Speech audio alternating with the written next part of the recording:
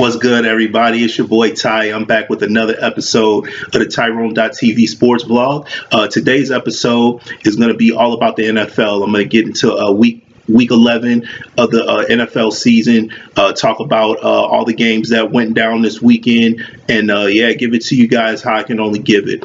Before I get started, though, I want to give an acknowledgement to a loss in the NFL. A guy who was a 1996 first-round draft pick of the New England Patriots. He was a wide receiver out of the Ohio State University. Had a 9-year NFL career. Played with the Patriots and played with the Cowboys. Had back-to-back 1,000-yard seasons, I believe in his first and second years in the league. Terry Glenn has passed away.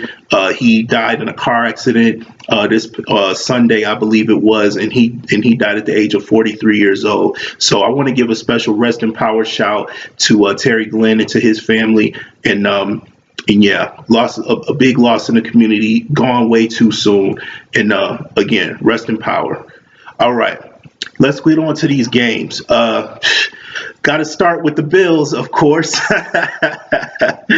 Got to start with the Bills. I mean, what can you say? The Bills were absolutely embarrassed this weekend. They lose to the Los Angeles Chargers 54-24. Just a pathetic performance. Not just by Nathan Peterman, because I talked about this in the previous vlog that I did, or actually two prior to that, when I gave y'all the short, quick display of anger and frustration that I was showing at that time after watching the first half of that game. And I'm not going to go too much into this game because everybody knows by now what's going on with the Bills and where that game went. However, I do need to point out a couple of stats that kind of are glaring, and it doesn't have anything to do with the offense. It has nothing to do with the offense at all. One of the strengths that a lot of the pundits and prognosticators, if you want to call them that, had about the Bills early in the season when they were winning and when they started 5-2 was their defense. They talked a lot about the defense. They said the defense was one of the top defenses in the league. But it hasn't been that case the last three games. The Bills have given up 31, 54 this week, and then what they give up last week. Sorry about this. I'm a little bit unprepared today, but I'm gonna try to keep this flowing as best as I can. So last week,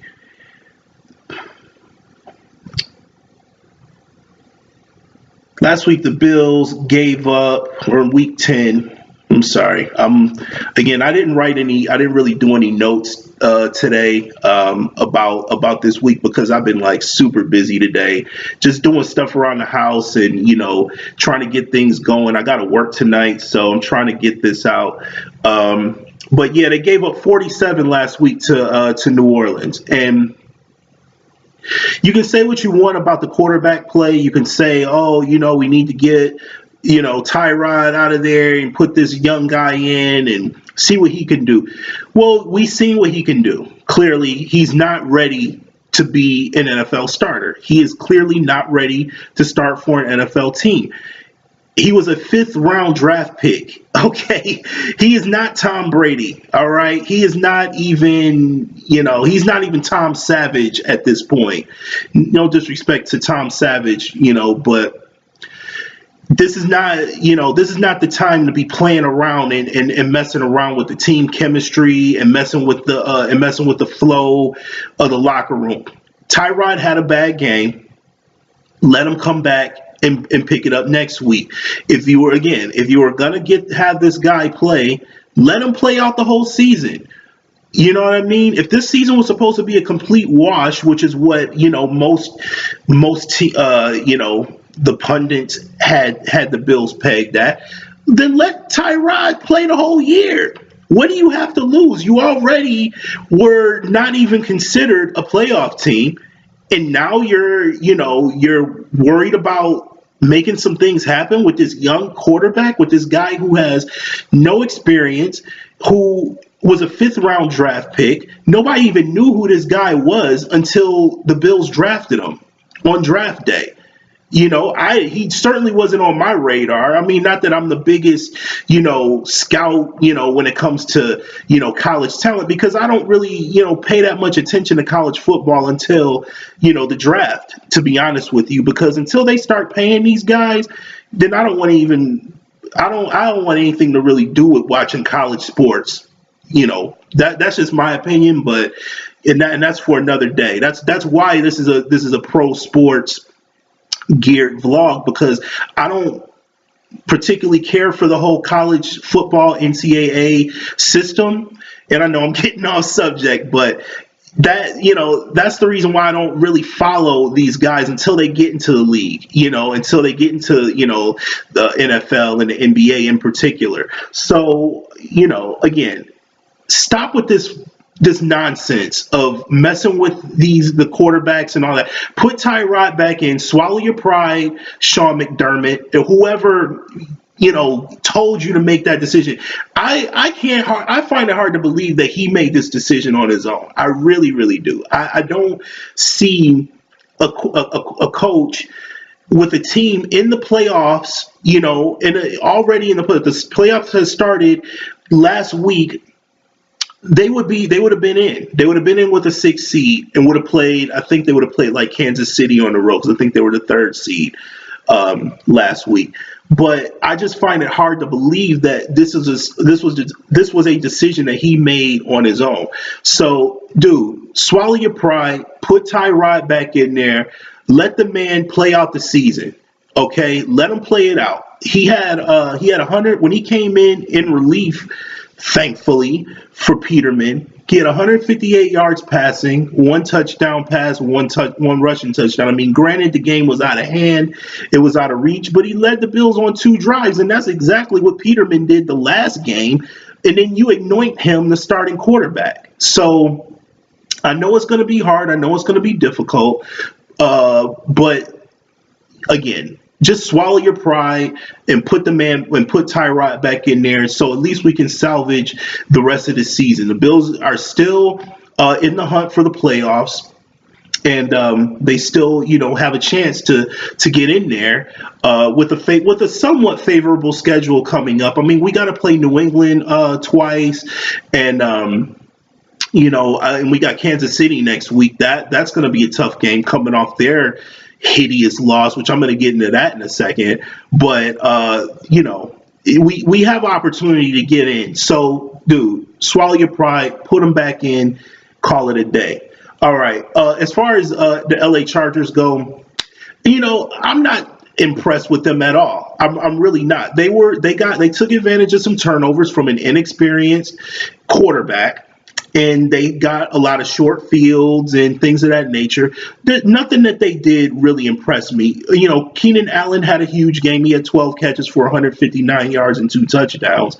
That was impressive. But, Phillip Rivers does not impress me. He never did, never will, in my opinion. He had 251 yards. They pulled him after I think after the 3rd quarter, I think they took him out of the game. Melvin Gordon had 20 carries for 80 yards and a touch. So, they didn't do anything to really impress me personally. The 54 points was a byproduct of, bad decision making, bad luck, and 5 interceptions in the first half. If you get 5 interceptions in the first half and you're not up by 30 points, then then you have a problem. But that's what the case was with the Chargers. They got the win. So, salute, whatever, but I'm not impressed with them at all. And I don't see them making the playoffs. If they make the playoffs, it'll be a miracle personally, but nothing they did impress me at all. So we'll keep it. I'm going to keep it moving and talk about the rest of these games, because I'm just getting I'm getting out of character a little bit, talking about that game. It was just what a sham, what a ridiculous sham of a game it was. All right, next game. Detroit at Chicago. I had the Lions winning this game in a close one, in a game that I thought Matt Stafford would have a drive late to put the Lions out on top, and that's pretty much what happened in this game. The Bears win the game. I'm sorry, the Lions win this game 27-24. They got a 51-yard field goal late by Matt Prater, a guy they picked up pretty much off of the scrap heap after his personal, some personal stuff with him happened while he was in Denver, and he's been making big kicks for them since he's been in Detroit. So salute to him. Jordan Howard for the Bears, though, had a huge first half. Ended up finishing with 125 yards on 15 carries and a touchdown. And I talked about Matt Stafford, 299 yards, 2 touchdowns, and 120 quarterback rating. Yeah, I say he deserves that huge contract he just got. So salute to him, and kudos to the Lions for going into Chicago, a game that could have been a trap game. Chicago was coming off of a decent performance the previous week, though, and despite the fact that they lost. So the Lions were coming in there, they were riding high after their victory at home, so it could have been a trap game, and it turned out to be one of those Matt Stafford type games where in the end, they prevail in the end with his play. So the Lions are doing great. But I would be remiss if I didn't mention Mitchell Trubisky. He had a really another solid game after his performance last week. And he had 179 yards passing, also had 53 yards rushing, and he had a touchdown pass in this game. And he had a really nice run to get them into a field goal range at the end. The Lions had taken the lead in the previous drive. The Bears were trying to get downfield so that their kicker could line up for a kick. Believe Connor Barth was the kicker. Apparently he's been released. I just saw a report just now on NFL Network that he's been released. So that's sorry for him, but. They got him in range for a 51-yard field goal, and he missed it. So he missed it badly. It was wide to the. I don't even want to say where it was wide. It's bringing up too many bad memories of the Bills. But basically, he missed the field goal and missed it pretty bad. So So the Bears lose a tough one there. In their next game, in those two teams' next games are going to be, let's see. I know Detroit is playing on Thanksgiving, as they always do, and I'm going to talk a little bit about Thanksgiving in a second. Talk about how the rest of the week is going to go with regard to the picks and everything like that. So Minnesota is playing Detroit is playing at home against Minnesota on Thanksgiving. And then the Bears have a matchup with the Eagles in Philly, so that's going to be a tough game for Chicago, given what the role that Philadelphia is on. But we'll see how it goes. All right, next game, Jacksonville at Cleveland. I had the Jags winning this one. I had them winning 24-17. I thought it might have been a closer game than it was. But yeah, the Jags defense just completely smothered the Browns and DeShone Kizer in particular. He had 4 more turnovers. Man, you want to talk about a turnover machine? It's that guy. But he's just a rookie, so I think this is him learning. If this is going to be Cleveland's guy going forward, this is a good, what's the term to use? Whatever. He's going to be. I'm sorry. I'm not thinking clearly today. So my metaphors and all that are going to be a little bit off. So I apologize for that. But DeShone Kizer he's just going to have to learn on the go. And this is it. This is going to be it for him. Hopefully they'll just keep him in there, let him struggle, let him do his thing, let him grow, let him progress in the offense. He didn't have a bad game the last game, but Jacksonville's defense is just playing really well this year. And the weather was really bad too. So each team actually had both teams combined for 10 fumbles in this game. Each team lost five, or each team fumbled the ball 5 times. The Jags only lost one, and the Browns lost 3. So, I mean, and 2 of those were Deshaun Kaiser fumbles, and 1 was returned for a touchdown late in the game, which basically sealed it for the Jags. So that was basically how that game went. Leonard Fournette had 111 yards rushing on 28 carries, so he had a really nice game. But other than that, I mean, it wasn't much to write home about in this one. For each team's next games, Cleveland is going to be playing in Cincinnati. I can see that game, being a close game, and I'm going to get into that when I do the picks and everything. Before I'm going to actually do the Thursday picks tomorrow. And then I'm going to do the rest of the week on Friday. So that's going to be how the vlog is going to go. So and it also enables me the opportunity to talk about the other teams that I like to talk about too. So that's going to be how that goes. But anyway, Cleveland at Cincinnati, that's a 1:00 game. And then Jacksonville is going to be at Arizona for a 4:25 matchup with them. So those will be some interesting games. I can see Jacksonville going in and winning that game pretty handily, given all the struggles Arizona has. But again, I'll get into that later on in the week. All right. Next game, Baltimore at Green Bay. I had Baltimore winning this game, and they most certainly did win this one. They beat Green Bay 23-0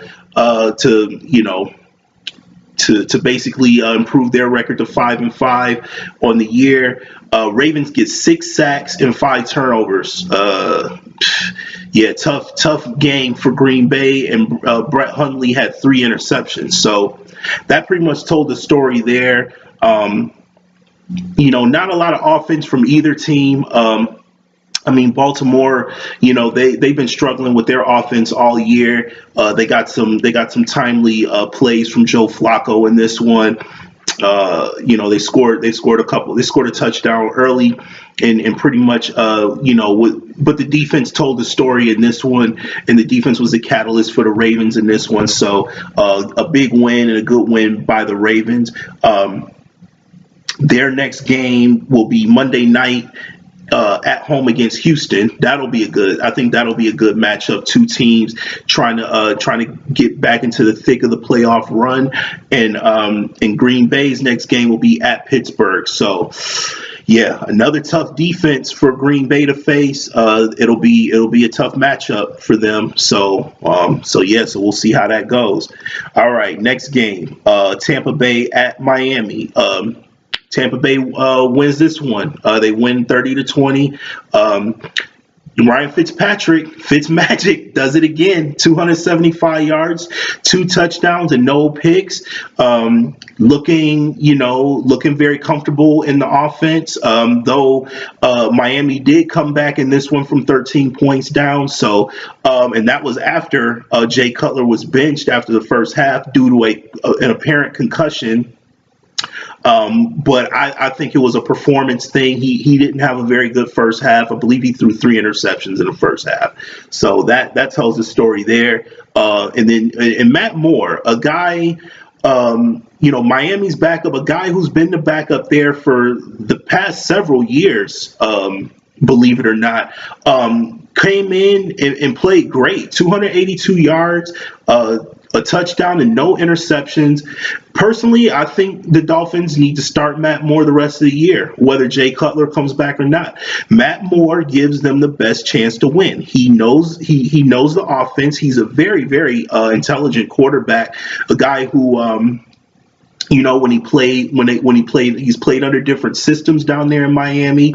He's familiar with the personnel. He works with a lot of the second team guys who could come in and be somewhat of a unknown to some other to their opponents going forward. So I think it makes sense for Miami to leave Matt Moore in there even after Jay Cutler, if he indeed had a concussion, gets through the concussion protocol and all that. Let's see what Matt Moore can do with those weapons and the guys that they have on Miami's team with regard to the receiving core. I would like to see what Matt Moore can do for them for the rest of the year. So so we'll see how that goes. And then so that game again was one of those games where Tampa was up early, and then Miami came back, and in the end Tampa actually scored a really a last second special teams touchdown to make it 30-20 when they were actually up 23-20. And Miami was trying to lateral the ball all over the field, and ended up going all the way back to the end zone, and then Tampa Bay fell on it in the end zone, and so they got a late score. So sure, that helped some fantasy owners if they had the Tampa defense special teams. So there that goes. All right, for each team's next games, Tampa, it will be at Atlanta, who's coming off a big win in Seattle. I'm going to talk about that game in a second.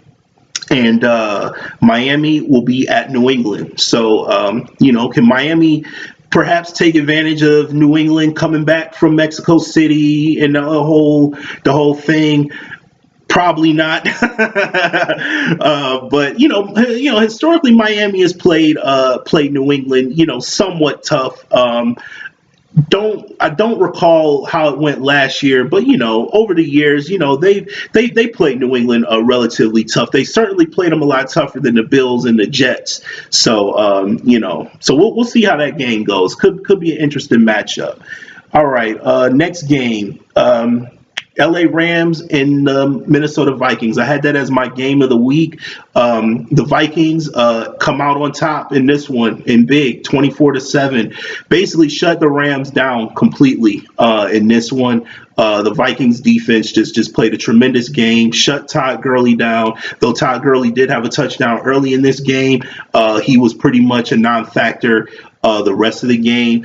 Jared Goff and the receivers couldn't get it going. But the Vikings offense and their passing game did. Adam Thielen had another 100-yard receiving game and a big 60+ yard touchdown in this one. I remember that play, watching this game as it was going on, and the commentators commented on how the Rams defense was set up on that one play. Basically, they just sent everybody and had man coverage on the outside, and Adam Thielen caught a short pass, made the guy miss, and it was over. So that pretty much was the game at that point. So good win by the Vikings. Again, they play on Thanksgiving at Detroit, and the Rams play at Dallas on. I'm sorry, that's the Chargers. The Rams play. They play New Orleans at home in Los Angeles on Sunday. So that'll be a good matchup. Another good matchup. Hopefully LA can bounce back from last week. Maybe take advantage of some. New Orleans kind of had a shaky game this week against the Redskins. I'm gonna talk about that game in a second. And maybe they can, take advantage of that. Though Robert Woods has a apparent shoulder injury that may limit him this week, or perhaps he may miss this week. So I'll keep an eye on that and see how it goes the rest of the week with him. But the Rams are going to need him next week against New Orleans, whose defense is playing a lot better. last week notwithstanding. Okay, let's see. Yeah, and again, I was about to talk about the just talking about the Saints. The next game is Washington at New Orleans. Saints. I had them winning this game. I thought the Saints would dominate this game, but it ended up being a lot closer than it actually was. The game actually went to overtime, but the Saints did prevail 34-31. Drew Brees. I talked about this in the ninth episode, when I was frustrated about the Bills and talked about how the Drew Brees brought the Saints back from a big deficit late in the fourth quarter. He hooked up with Alvin Kamara on a short pass for a touchdown and for the 2-point conversion to bring that game. I believe that tied the game in that one, and then the Saints went down and got a field goal in overtime, set up by those great running backs by Mark Ingram and Alvin Kamara. Those are the guys for the Saints. As long as those guys got it rolling, and Drew Brees, though he had a 300. I think he threw for 380 yards this week or something like that. So huge game passing wise for Drew Brees. But I don't think that that's going to be sustainable for them throughout the rest of the year. They're going to have some matchups where they're going to need to lean on that running game quite a bit. So especially when the weather starts to turn and things of that nature, though, the way the playoff teams are shaping up in the NFC, I mean, you got Minnesota, who plays in a dome. You got LA, who plays out in LA, where, you might as well be playing in a dome the way the weather is out there. You got, of course, New Orleans, they play in a dome, and Atlanta plays in a dome if they, can somehow sneak in there. So, the way it's shaping up and in Detroit, Detroit plays in a dome. So, if need be, if the Saints have to get into a shootout, then they'll be in conditions where they may not have to rely on the running game. But I'm a big proponent of defense and running the football, and if they have that ingredient right, they have those ingredients right now. So if New Orleans can keep it up, then I think they'll be very successful, and they have a chance to beat a Philadelphia. Well, Philadelphia, they play outdoors in Philly in January, not the most optimal conditions. So we'll see how it goes with the rest of the year with New Orleans, but big win for them, and they kept it rolling. They're now 8-2. They have the New Orleans Saints play the Chargers again, or I'm sorry, the Rams. They play the Rams again this week in LA. And then the Redskins have a Sunday night, or I'm sorry, a Thanksgiving night matchup against the Giants in Washington. So that'll be an interesting game, given New York is riding high. I'm gonna talk about them in a second. All right, and here it is, Kansas City at New York. Yeah, I had this game all wrong, and I think a lot of people did. A lot of people thought Kansas City was going to go into New York and put the Giants to put them out of their misery. They came in the game. Giants came in the game 1-8, just lost to San Francisco. So yeah, it was all lined up for KC, but the weather, it was 50-mile-per-hour winds in this game, and I'm sure that played a factor. And the Giants ended up winning this game 12-9 in overtime. So yeah, Kansas City, man, I don't know what's going on with them. I didn't write too much, do much of a write up on this game with regard to their statistics, and I'm not gonna waste you guys' time by looking at the statistics, look at the box score, because I should have done it. I should have just did the research, but I don't think Kansas City's their offense is just not flowing right now. They don't have the right when the season started and they went into New England and just just leveled New England. They had the right mixture. They had a much more balanced attack, and I just think that they're relying way too much on the pass. I think they really need to get Kareem Hunt rolling, try to get him more touches than what he's getting. When in the beginning of the year he was getting 25, 30 touches. Now, not so much. So, I think that, I really think that the Chiefs really need to, take a step back, reevaluate how they're running their offense, because the defense, hasn't, the defense has been somewhat suspect, but, not in this game, but, it's been a little bit suspect. So maybe that has something to do with it. I don't know. But again, Chiefs lose 12-9. Again, they play the Bills this weekend. It's going to be an interesting game. If Tyrod is back in there, then I give the Bills a much better chance, obviously a much better chance to win if Nathan Peterman is in there, clearly.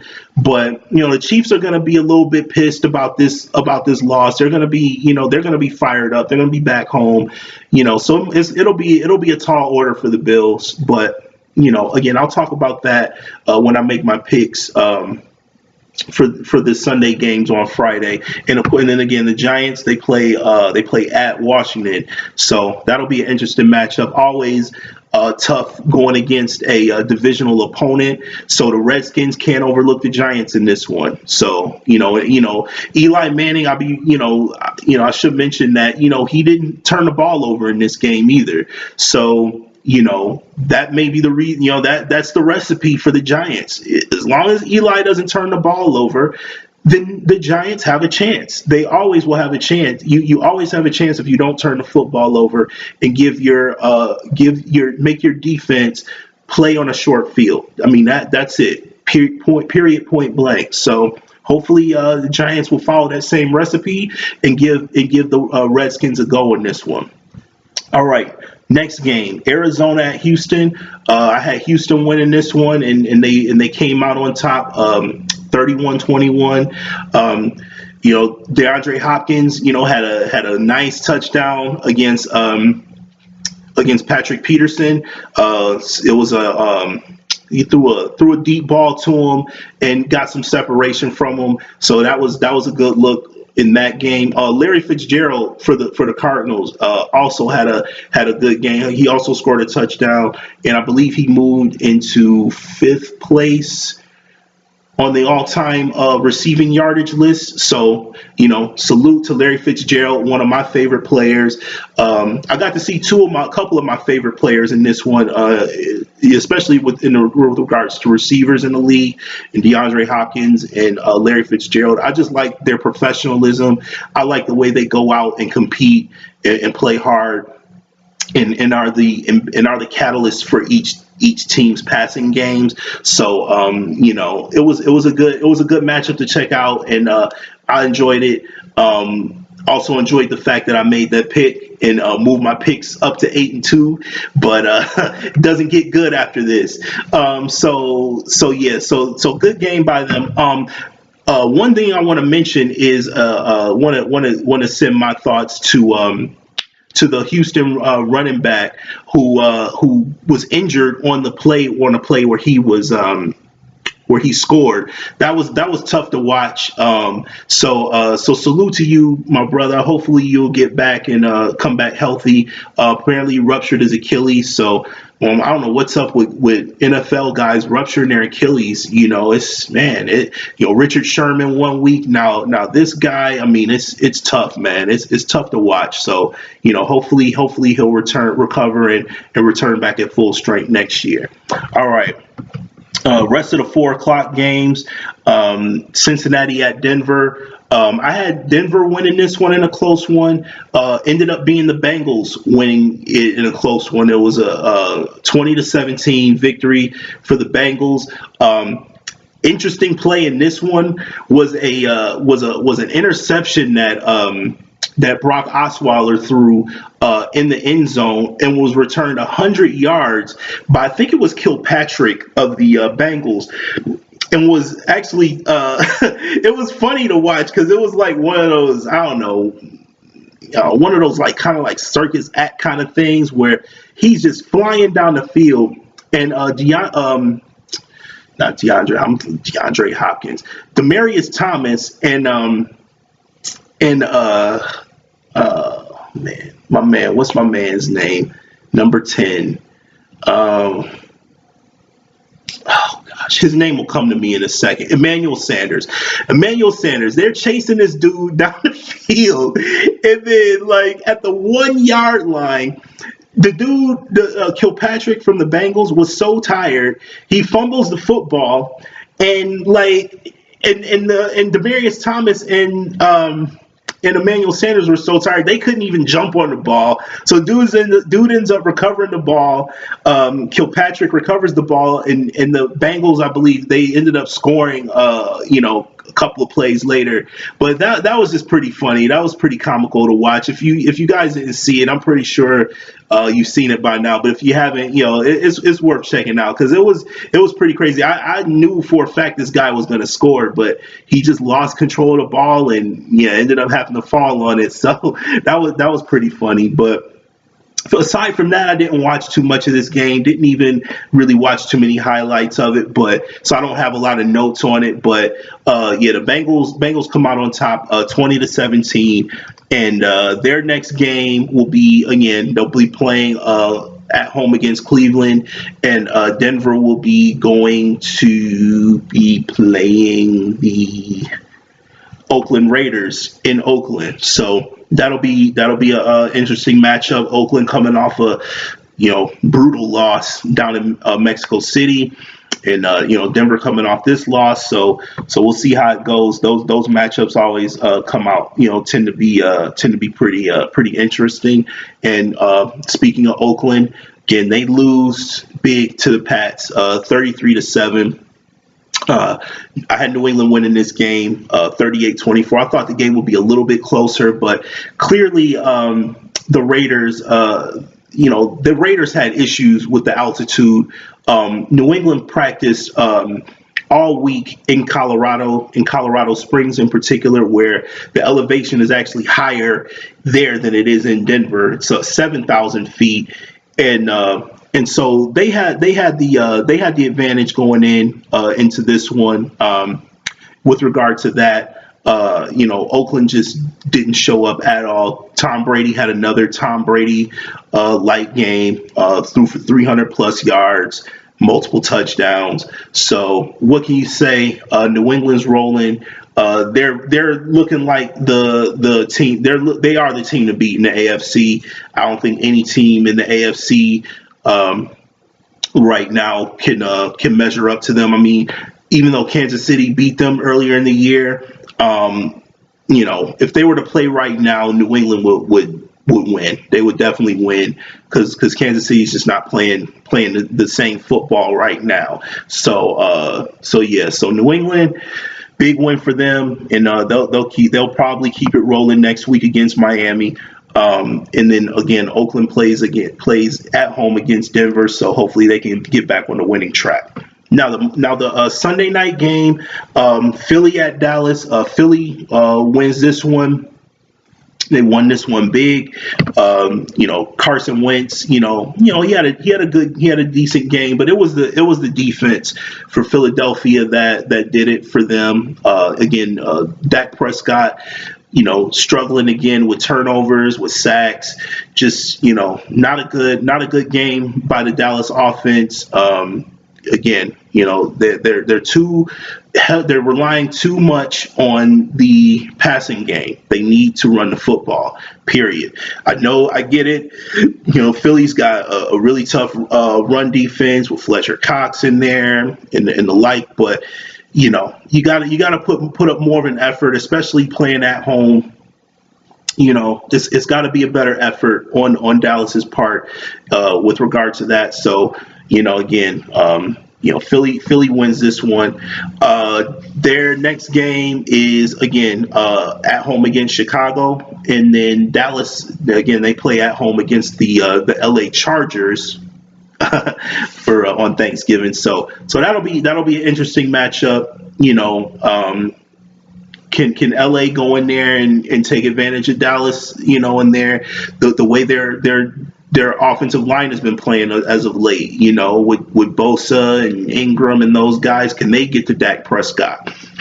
We'll see. Maybe Dallas will come out and have a different approach.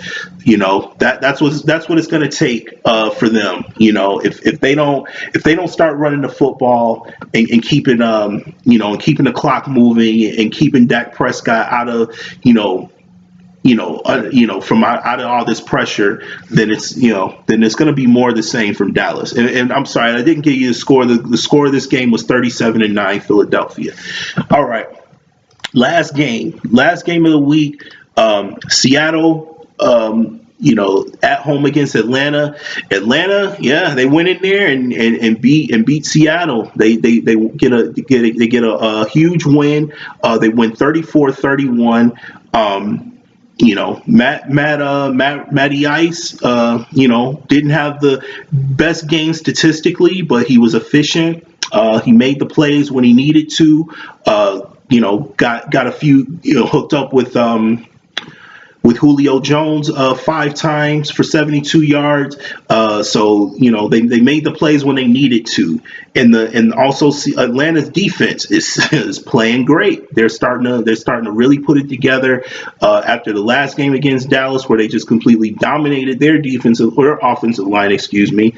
They had, they didn't have quite the statistical game that they did that game, but they got to Russell Wilson. They got a touchdown return off of a fumble, and it was a great game by the Falcons. So kudos to them for going into Seattle. Tough place to play.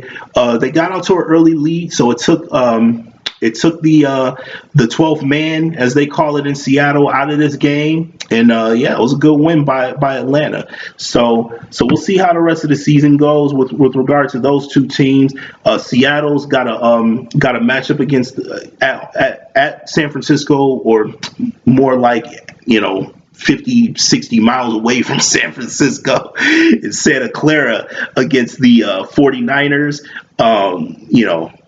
49ers coming off a bye, little bit rested. Could be a close game. Seattle's not the same Seattle team that they've been. The Legion of Boom got a lot of guys missing. They brought some guys back that were. One guy, Lane, was traded. He was on his way to Houston but failed his physical. Now he's back in Seattle and starting for Seattle. And now you got Byron Maxwell back with Seattle after he was, let go by Miami. So, it's kind of a piecemeal secondary for Seattle. So it's not the same guys, but, they still got Earl Thomas back there, who's going to be provide some leadership for them. I think they'll come back, and play a solid game defensively this week against the San Francisco team that, doesn't quite, have the offense that Atlanta does, and, some of these other teams. So it'll be an interesting matchup, and we'll see how it goes. Okay, guys, that's going to be it for me. Got to admit, bit of a lackluster show from me. And I apologize for that, not being too prepared for this one, but I promise you guys, in the next go around, I will bring it. I will have a much better flow to the show, and much more information with regard to the games, and give you guys some good notes, and give you guys some things to look for. So I do want to mention that the picks that I had for this week went 11-3 this week in the picks. So at least I had that going for me. So we'll see how the rest of the season goes. So far, I am 21-6 in my picks from the last 2 weeks, and since I started the vlog. So hopefully I'll be able to keep that up for you and keep it moving. So again, so next time, I'm gonna say peace, and hopefully you guys will catch me on the next one. All right, y'all have a good one. Peace.